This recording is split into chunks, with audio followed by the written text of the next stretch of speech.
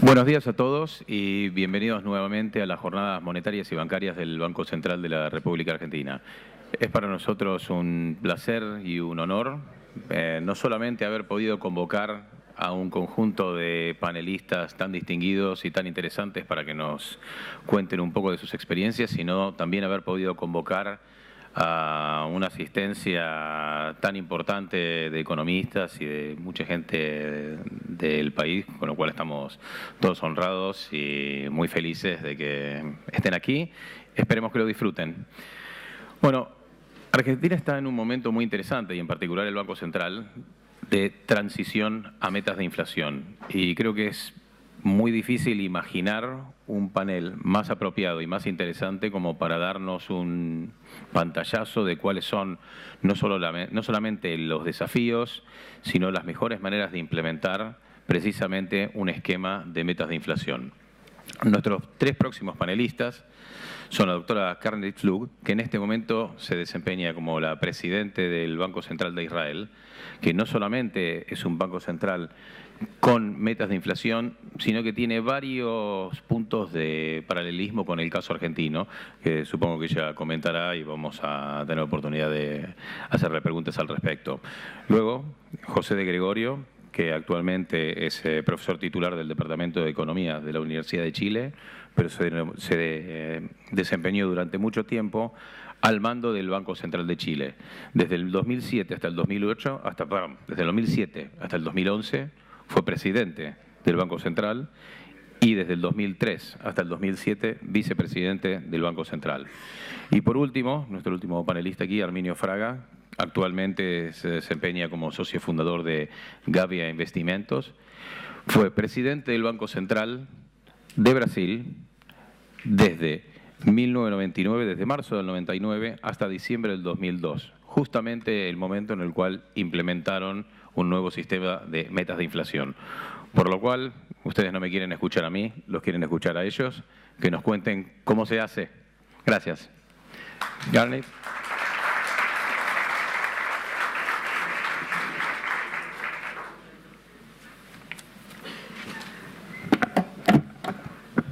Muchas gracias.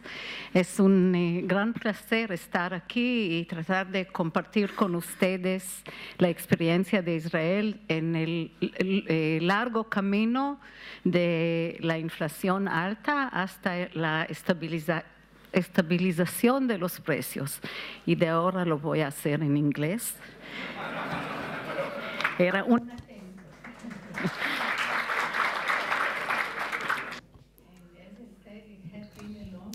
Ha sido un viaje bastante largo el que hemos recorrido para tener una idea de lo que hemos pasado y cómo se veía esta trayectoria desde la alta inflación hasta estabilidad de precios. Pueden ver acá una inflación a 450% en el 84 y luego hubo una estabilización con un programa de estabilización. Bajamos al 25% de la inflación abruptamente y después tuvimos un viaje bastante largo, que es una fase de una desinflación muy gradual, que es la parte en realidad en la que me voy a concentrar en el día de hoy en mi ponencia. Y ahora tenemos estabilidad de precios, en realidad, pero tenemos la lucha de la inflación negativa. Y les puedo contar, si alguien nos hubiera dicho hace 20 años que mi desafío como presidenta del Banco Central sería aumentar la inflación al nivel de la meta entre 1 y 3%, estaría loco en ese momento. Pero bueno, esto es precisamente lo que yo estoy tratando de enfrentar en este momento. Pero me voy a concentrar también en la etapa de desinflación. Para mencionarles a ustedes, bueno, cómo llegamos ahí, me gustaría comenzar con una aceleración muy rápida de la inflación, un ritmo muy rápido que fue causado principalmente por una falta de disciplina en la parte fiscal, con gastos fiscales que llegaban hasta el 70% del Producto Bruto Interno y con un déficit de más o menos el 15% del PBI, que se acumuló a 300% del PBI. Y esto básicamente fue la causa raíz de la inflación, de la alta inflación, financiada principalmente por la impresión de dinero por parte del Banco Central.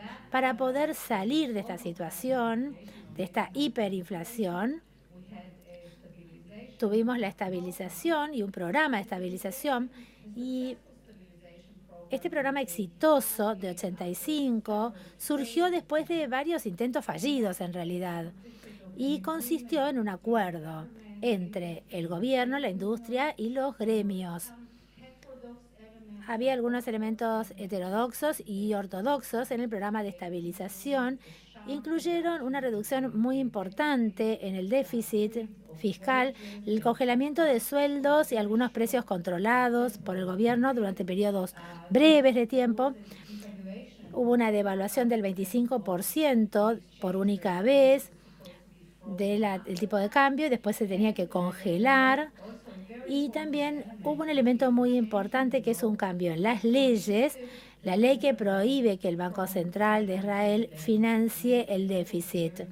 Y esto fue realmente un cambio importante en la ley que resultó un elemento muy importante de la estabilización.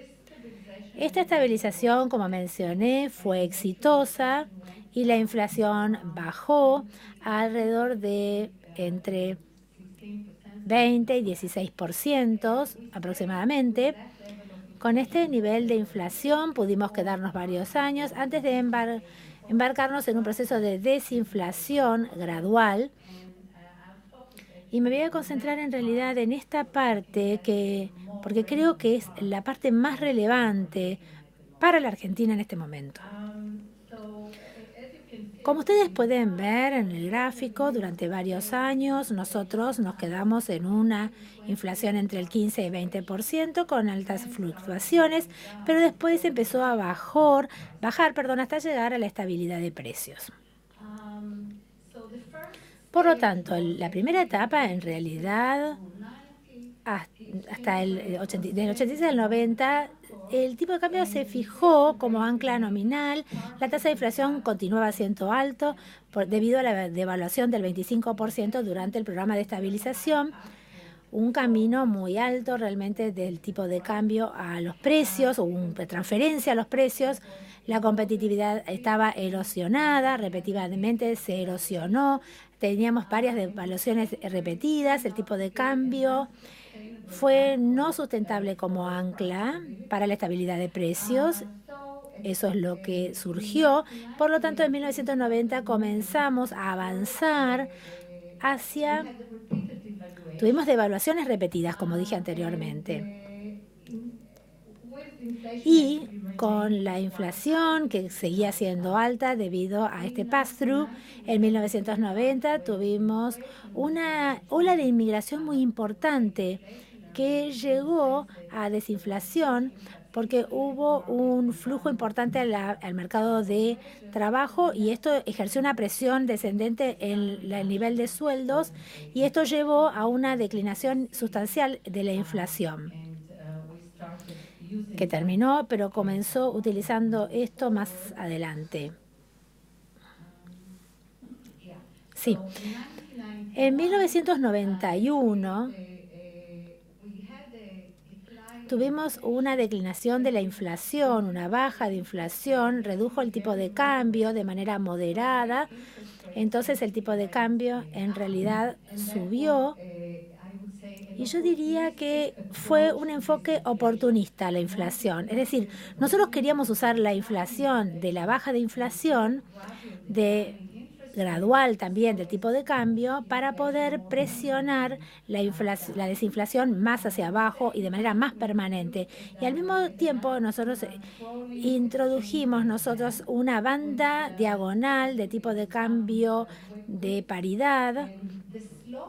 Y esta pendiente fue determinada para poder llegar a una meta de inflación. O sea, en realidad la herramienta más importante fue la banda diagonal de tipo de cambio y la meta de inflación en ese momento fue introducida a través de la puerta de atrás, digamos, como una forma de definir la pendiente de la banda de tipo de cambio. Lo que pueden ver entonces es que comenzamos a introducir las metas de inflación pero la herramienta principal en realidad era la pendiente de la banda diagonal de tipo de cambio y la tasa de cambio. Entonces fue tal que se comenzó a utilizar las tasas de interés nominales como herramienta principal. Pueden ver ustedes entonces el proceso con inicialmente las metas de inflación a un nivel un poco restricto, pero después se redujo. Siempre la meta fue un rango, no era un punto único, reconociendo que nosotros no tenemos las herramientas para poder ajustar el punto exacto de la meta de inflación. Y también ahora nuestras metas es entre el 1 y el 3% las metas de inflación. Es decir, no tenemos un punto, digamos, determinado de meta de inflación y esto nos da un poco de flexibilidad. Por eso lo hicimos y lo continuamos haciendo. El periodo del 92 al 2000 en realidad fue un periodo de desinflación, control de la inflación, donde el gobierno intentó realizar una desinflación gradual. El Banco de Israel fue un poquito más ambicioso tal vez en el momento.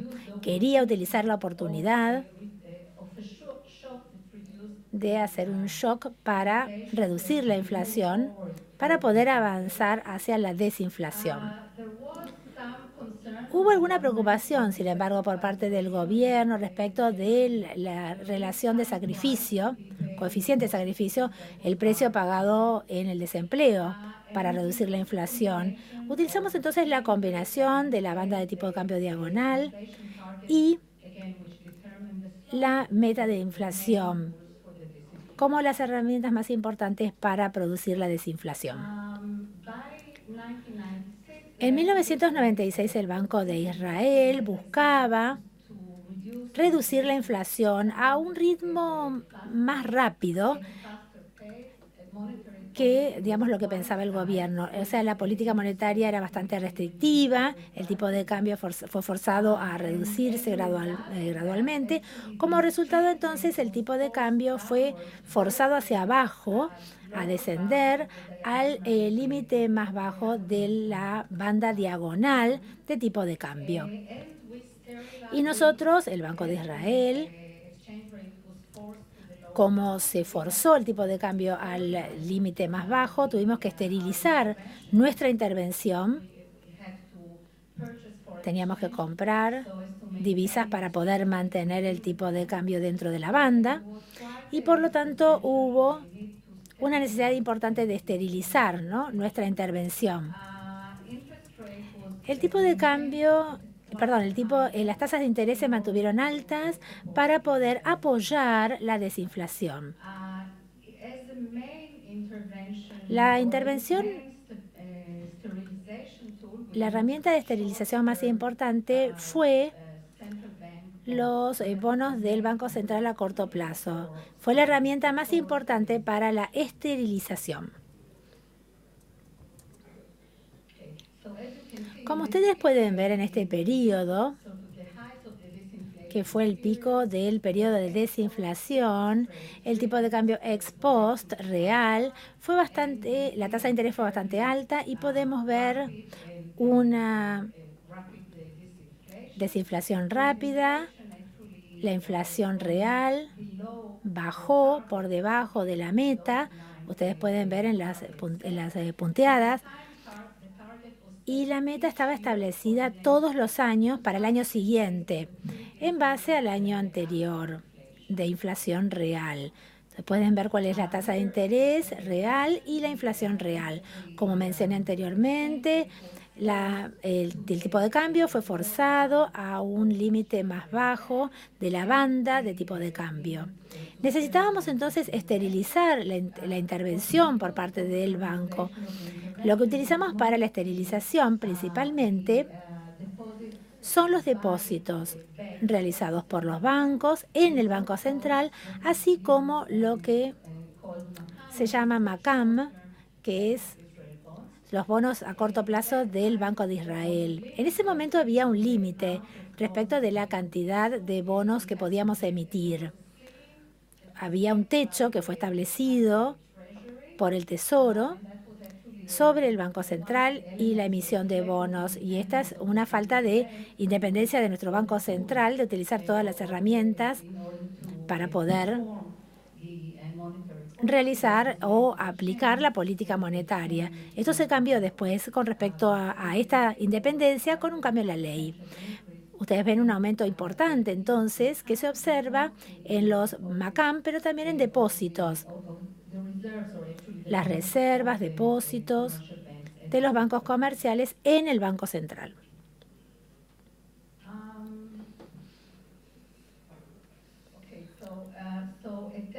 En ese momento, entonces, la inflación en algún punto llegó a un nivel por debajo de la meta de inflación y había una presión que cada vez aumentaba sobre el Banco de Israel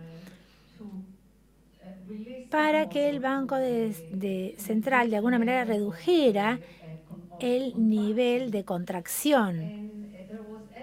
En realidad, hubo un episodio que me gustaría mencionar porque me parece que es importante, donde hubo una falta de credibilidad por parte del Banco Central como resultado de un intento de llegar a un acuerdo entre el banco y el Tesoro sobre un paquete, digamos, donde el Tesoro se comprometía a reducir el déficit y el Banco Central, a cambio de esto, reducía la tasa de interés del Banco Central en 200 puntos base. Esto es considerado entonces como uno de los ejemplos que explican por qué el Banco Central tiene que ser independiente, porque esto fue un acuerdo de paquete muy poco exitoso y debido a la falta de credibilidad vimos entonces una depreciación muy fuerte de la moneda. Y en ese momento la transferencia a los precios fue muy alta y era muy alta.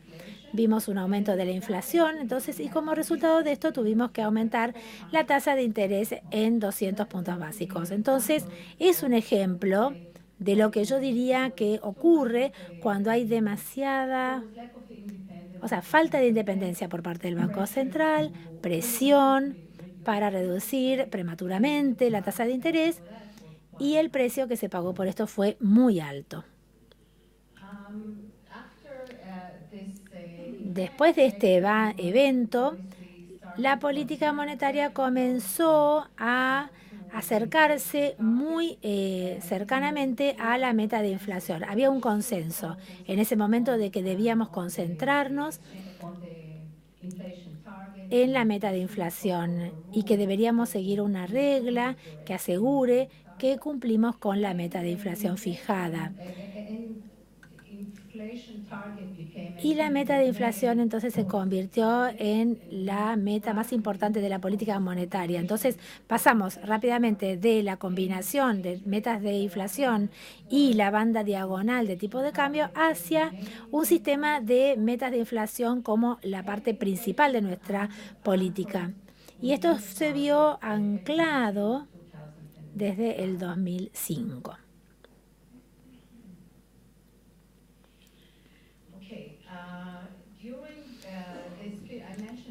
Mencioné que antes que ahora tenemos una independencia plena del Banco Central, especialmente con respecto al uso de las herramientas e instrumentos de nuestra política. Y en el año 2010, entonces, después de una larga deliberación respecto de la nueva ley, se aprobó una nueva ley para el Banco de Israel.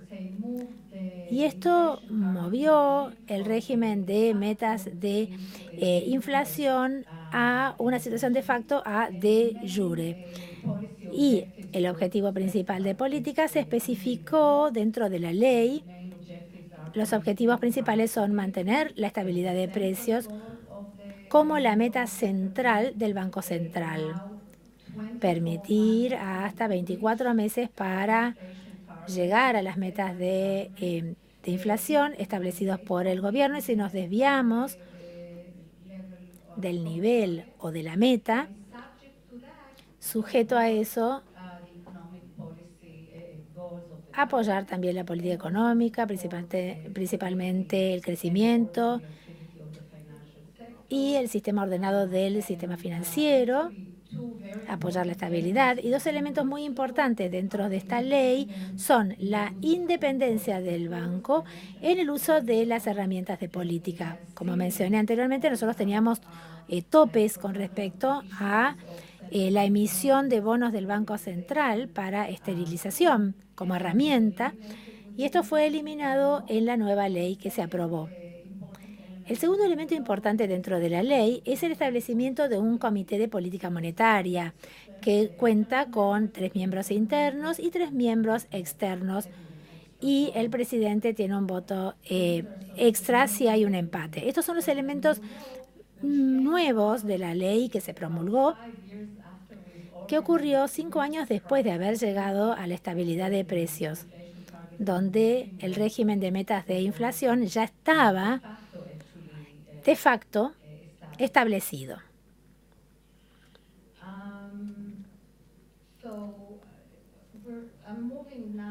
Avanzando ahora hacia un tiempo en el que la inflación de alguna manera había fluctuado de manera sustancial, pero sin embargo se ha avanzado dentro del rango de meta de inflación.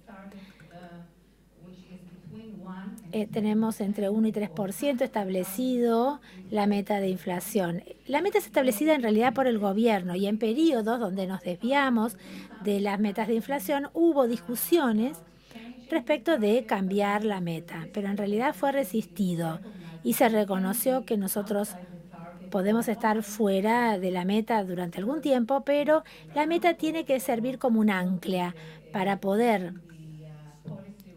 mover el ritmo de la política monetaria para que pueda estar dentro del rango de meta de inflación. Durante el proceso, ustedes pueden ver que la inflación, la expectativa de inflación y las tasas clave en realidad avanzaron hacia la estabilidad de precios. Ustedes pueden ver que la inflación esperada, que es la línea punteada más oscura, tiene movimientos más bajos que la inflación real. Es decir, la expectativa de inflación en realidad se ancló antes de que se estabilizara la inflación, a medida que empezamos a ganar más credibilidad. Llevó algún tiempo, pero para el año 2004, en realidad, las expectativas de inflación de punto de equilibrio de 10 años se anclaron bien dentro de del rango de meta de inflación, y la inflación de punto de equilibrio se deriva de las diferencias de los rendimientos entre los bonos nominales y los bonos indexados. Pueden ver que básicamente a lo largo del periodo, desde 2004, e incluso con una inflación muy baja, nos acercábamos bastante al punto medio de nuestro rango de inflación en cuanto a las expectativas inflacionarias a largo plazo. Otro indicador importante para la credibilidad del régimen de metas de inflación es la disminución en la denominación de los contratos en moneda extranjera. Solíamos tener una denominación muy, amplia, por ejemplo, los precios de los servicios, de la vivienda y otros que estaban denominados en dólares.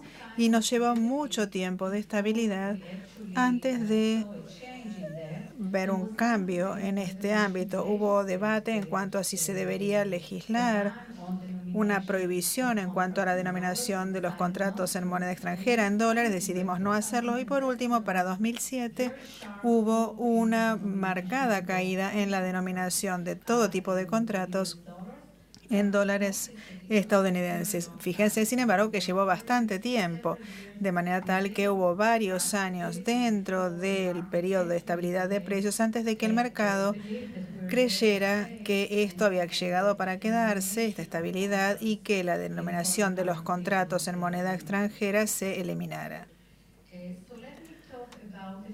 Voy a hablar ahora acerca de algunas enseñanzas aprendidas a partir de la experiencia israelí con este tema de la desinflación.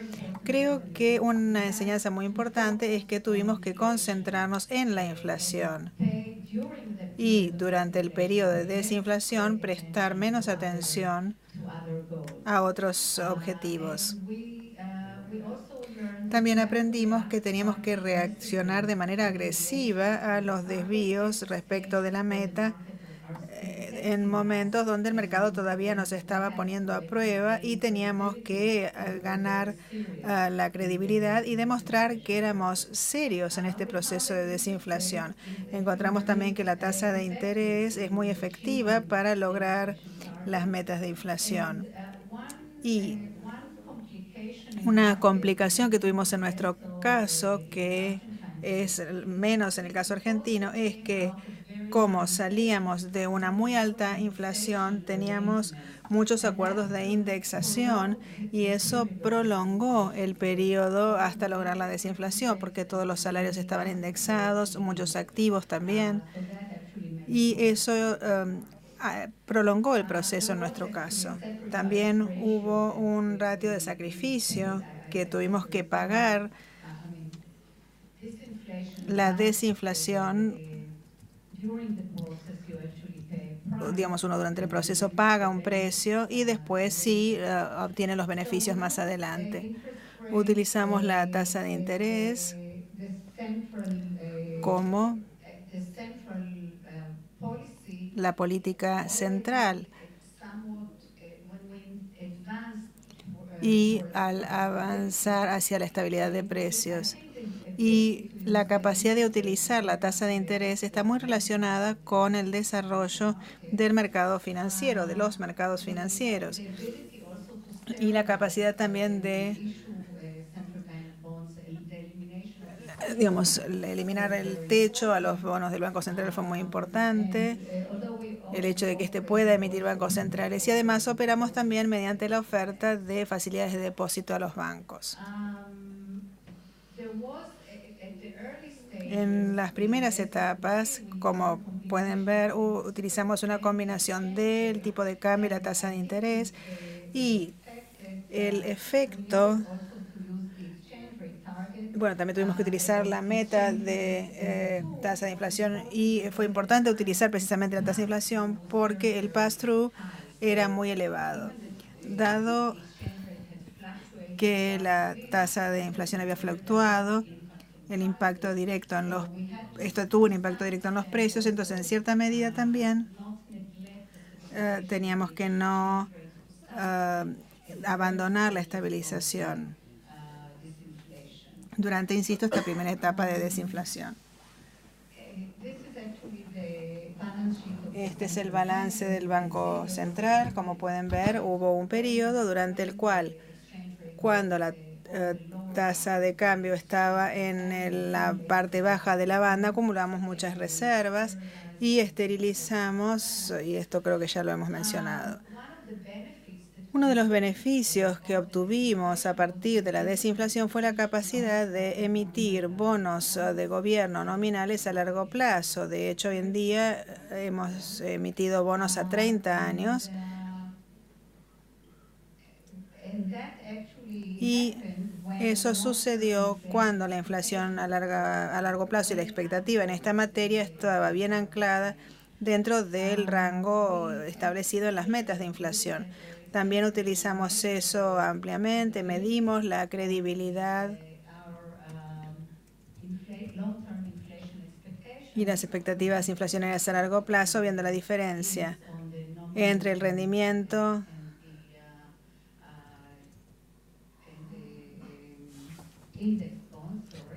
de los bonos y los bonos indexados, entre los nominales y los indexados, y luego pasamos a la libre flotación cuando el pass-through de la tasa de cambio a la inflación ya había disminuido. Dicho sea de paso, esto sucedió sobre todo cuando los precios dejaron de estar denominados en moneda extranjera. Ahí se produjo una marcada baja en el pass-through.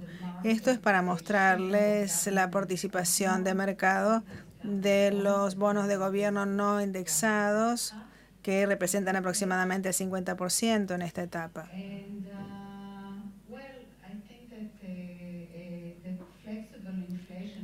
la fijación de metas de inflación flexibles, como mencioné.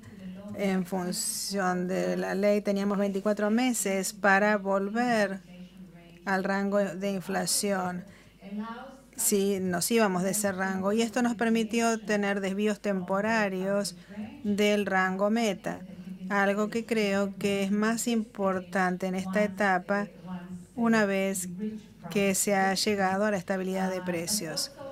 Pero también me parece que es importante reconocer que es muy difícil ser muy precisos y no tenemos las herramientas para un ajuste fino y alcanzar metas muy precisas. Entonces, el rango de la meta, que era del 1 al 3%, ha resultado muy útil.